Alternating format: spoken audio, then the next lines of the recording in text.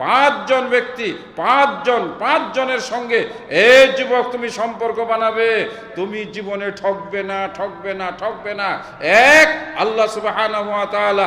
দুই, নবী মুহাম্মদুর রাসূলুল্লাহ সাল্লাল্লাহু আলাইহি ওয়াসাল্লাম। তিন, আর এখনকার জামানার আই লাভ ইউ বলা, ওই সেই ভালোবাসার পাত্রী সন্ধ্যার সময় মোবাইল নিয়ে বসে, মোবাইল দেখতে দেখতে ঘুমাই পড়ে, দরজায় খটখটায়, খালি করে অনেকক্ষণ পরে খুললেও চোখ মইজা যদি বলে খাবার দাবার, বলে মন চায় পাতিল থেকে নিয়ে খাইয়া নেও, কাছেও যায় না, ফিরাও তাকায় না।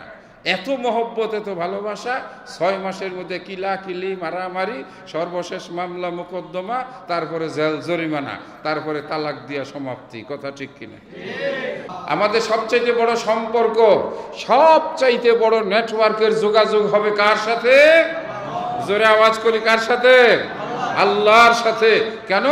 আল্লাহ আমাদের স্রষ্টা, আল্লাহ আমাদের মালিক, আল্লাহ আমাদের রব, আল্লাহ আমাদের জীবিকা দাতা, আল্লাহ আমাদেরকে সম্পদ দাতা, আল্লাহ আমাদের সন্তান দাতা, আল্লাহ রাব্বুল আলামিন আমাদের সুখ দাতা, আল্লাহ রাব্বুল আলামিন আমাদের চাকরি দাতা, আল্লাহ রাব্বুল আলামিন আমাদেরকে টাকা পয়সা দেওয়া। যাই কিছু পৃথিবীতে ঘটছে, যাই কিছু পৃথিবীতে হচ্ছে, একটা গাছের পাতা পর্যন্ত তার হুকুম ছাড়া ঝরে না। আপনি ইচ্ছা করলেও মরে যেতে পারবেন না। জগতে বহু মানুষ বিষ খাইছিল মরার জন্য, মরে নাই, বরং গোবর খাওয়াইয়া। বিষ খাইলে পরে কি খাওয়ায়? গোবর খাওয়ায়। আমাদের এলাকায় পেট ভরাই ফেলাইছে, পরে গেলে এখন ভালো হয়েছে না, বিষ খাইছিল মরার জন্য, এখন পাড়াইয়া ধরে গোবর খাওয়াইছে, কেমন হয়েছে কামটা? আবার অনেকেই ছাদের উপর থেকে লাফ দা মরতে চায়, মরে না। আবার যে মরতে চায় না, মোটর সাইকেল নিয়ে বের হয়েছে, ভৌ ভৌ ভৌ করে বন্ধুর বাসায় যাবে, দুইজনে মিলা ওই যে সেই কিদানি লীলা মার্কেট না নীলা মার্কেট, ওই নীলা মার্কেটের পিছনে গিয়ে হাঁসের গোস্ত খাইব। অর্ধেক রাস্তা যাইতে মোটর সাইকেল আর প্রাইভেট কারে বাড়ি খাইয়া ছিটকা পইরা মাথার মগজ গেছে বাইরিয়া। দুনিয়ার খেলা শেষ। নীলা মার্কেটেও যাওয়া হইল না, হাঁসের গোশতও খাওয়া হইল না। একজন মরতে চায়, মরতে পারে না, আরেকজন বাঁচতে চায়, বাঁচতে পারে না। ফায়সালা কার? সম্মানিত দিনী ভাইয়েরা, আল্লাহর উপরে পরিপূর্ণ বিশ্বাস, ঈমান এবং তাওয়াক্কুল, এই জিনিসগুলো একজন মুমিনের জন্য সবচাইতে বড় সম্পদ। মসজিদ বড় ভালো জায়গায় আমরা বসেছি, কোরআনের মাহফিল বড় ভালো সময়ে ভালো জায়গায় বসেছি। এই জায়গায় আজকে যারা এসেছেন, আমার দৃঢ় বিশ্বাস তাদের শরীর পবিত্র। কেননা মসজিদের ভিতরে প্রস্রাব করে পানি নেয় নাই, এই শ্রোতাগুলো আজকে এখানে আসে নাই।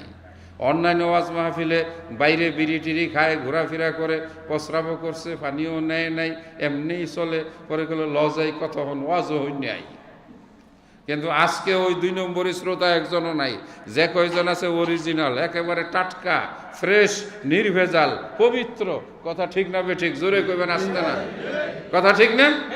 সম্মানিত ভাইরা আমার, আমাকে টাইম বেঁধে দেওয়া হয়েছে, এই টাইমের ভিতরে আমি আলোচনা শেষ করব। তার আগে একটু অনুরোধ করব, যদি অনুরোধ রাখেন তাহলে বুঝবো যে আমার কথাগুলো হয়তো পরবর্তীতে মানবেন। 4-5 জনকে উদ্দেশ্য করে কিছু কথা বলবো, মা বোনদের উদ্দেশ্যে বলবো 5 থেকে 10 মিনিট ইনশাআল্লাহ। যুবকদের জন্য 2 মিনিট বেশি। কই যুবকেরা কই? সাউন্ড নেই তো। 12 মিনিট, কারণ এদের বিয়া শাদীর ব্যাপার আছে ইনশাআল্লাহ। হ্যাঁ, খুশি। হ্যাঁ, তবে আগের যুগের বিয়া শাদী আর বর্তমানের বিয়া শাদী বহুত পার্থক্য। আগের যুগের দাদি এখনো দরজার কাছে বসে থাকে, বুড়ায় যতক্ষণ পর্যন্ত বাজারে না আসে। আর এখনকার জামানার আই লাভ ইউ বলা, ওই সেই ভালোবাসার পাত্রী সন্ধ্যার সময় মোবাইল নিয়ে বসে, মোবাইল দেখতে দেখতে ঘুমাই পড়ে, দরজায় খটখটায়, খালি করে অনেকক্ষণ পরে খুললেও চোখ মইজা যদি বলে খাবার দাবার, বলে মন চায় পাতিল থেকে নিয়ে খাইয়া নেও, কাছেও যায় না, ফিরাও তাকায় না। এত মহব্বত, এত ভালোবাসা, 6 মাসের মধ্যে কিলাকিলি, মারামারি, সর্বশেষ মামলা মোকদ্দমা, তারপরে জেল জরিমানা, তারপরে তালাক দিয়া সমাপ্তি। কথা ঠিক কিনা? হে যুবকেরা সাবধান। শান্তি কোথায়? শান্তিময় জীবন আল্লাহ সুবহানাহু ওয়া তাআলা আমাদের জন্য একটা জীবন ব্যবস্থায় দান করেছেন, যেই জীবন ব্যবস্থার নাম হলো ইসলাম। ইসলাম শব্দটার অর্থই শান্তি, ইসলাম শব্দের অর্থ আত্মসমর্পণ। একজনের সামনে, এক মহান রবের সামনে বান্দা যখন আত্মসমর্পণ করে, এর চাইতে শান্তি আর জগতে দ্বিতীয় কোথাও নাই। যুবক, রাতের অন্ধকারে তুমি বন্ধুত্ব করো, রাতের অন্ধকারে তুমি প্রেম করো, রাতের অন্ধকারে তুমি গোপনে গোপনে তার সঙ্গে কথা বলো। রাতের অন্ধকারে সবাই যখন ঘুমিয়ে থাকে, গভীর নিশিকালে মানুষ ঘুমিয়ে যখন থাকে, নামাজ পড়তে উঠো তখন বিশ্ব প্রভুর ডাকে। যুবক, আজকে আমি তোমার জন্য 12 মিনিট বক্তৃতা করব। 12 মিনিটের 2 মিনিট বলবো প্রেম যদি করতে হয়, ভালোবাসা যদি করতেই হয়, আই লাভ ইউ যদি বলতে হয়, যার কাছে বললে পাওয়া যাবে, যার কাছে ভালোবাসা আবদার করলে ভালোবাসা পাওয়া যাবে। যে তোমাকে দেখে, যে তোমাকে খাওয়ায়, যে তোমাকে বড় বানায়, যে তোমার শরীরে যৌবন দিয়েছে, যে তোমার ভবিষ্যৎ নির্ধারণ করে রেখেছে, আগামী 30-40 বছর পরে তুমি কোথায় যাবে, তোমার পজিশন কি হবে, তার সঙ্গে সম্পর্ক বানাও। তার নাম, জোরে আওয়াজ করে বলি আল্লাহ।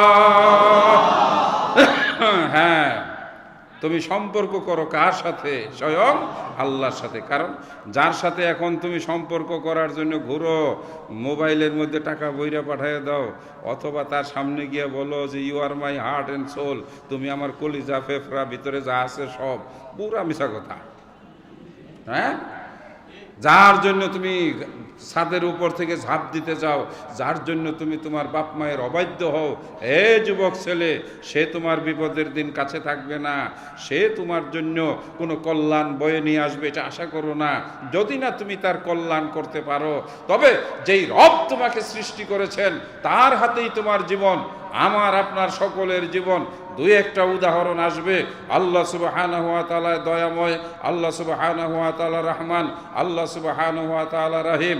5 জন ব্যক্তি, 5 জনের সঙ্গে এই যুবক তুমি সম্পর্ক বানাবে, তুমি জীবনে ঠকবে না। 1, আল্লাহ সুবহানাহু ওয়া তাআলা। 2, নবী মুহাম্মদুর রাসূলুল্লাহ সাল্লাল্লাহু আলাইহি ওয়াসাল্লাম। 3, বাবা এবং মা।